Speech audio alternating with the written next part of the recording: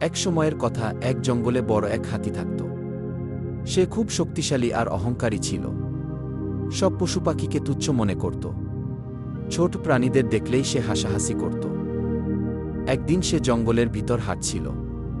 হঠাৎ একটি ছোট্ট ইঁদুর তার সামনে এসে পড়ল। হাতি জোরে হেসে বলল, তুমি এত ছোট, তোমার কোনো কাজেই শক্তি নেই, আমার সামনে দাঁড়াবার সাহস কই পেল?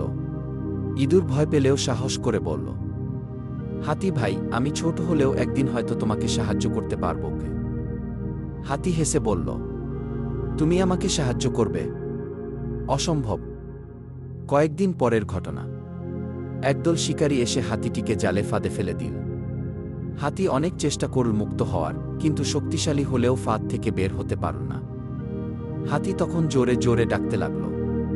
তার ডাক শুনে সেই ছোট্ট ইঁদুর দৌড়ে এলো। ইঁদুর দাঁত দিয়ে দড়ি কাটতে শুরু করল। কিছুক্ষণ পর ফাঁদ ছিঁড়ে গেল আর হাতি মুক্তি পেল। হাতি অবাক হয়ে ইঁদুরকে বলল, আজ বুঝলাম কাউকে ছোট ভেবে অবহেলা করা উচিত না। তোমার মতো ছোট প্রাণীও বড় কাজে সাহায্য করতে পারে কি? ইঁদুর মুচকি হেসে বলল, তাহলে এখন থেকে আমরা বন্ধু, তাই না?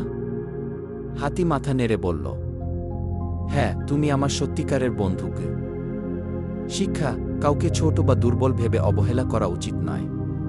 ছোটরাও বড়দের কাজে আসতে পারে।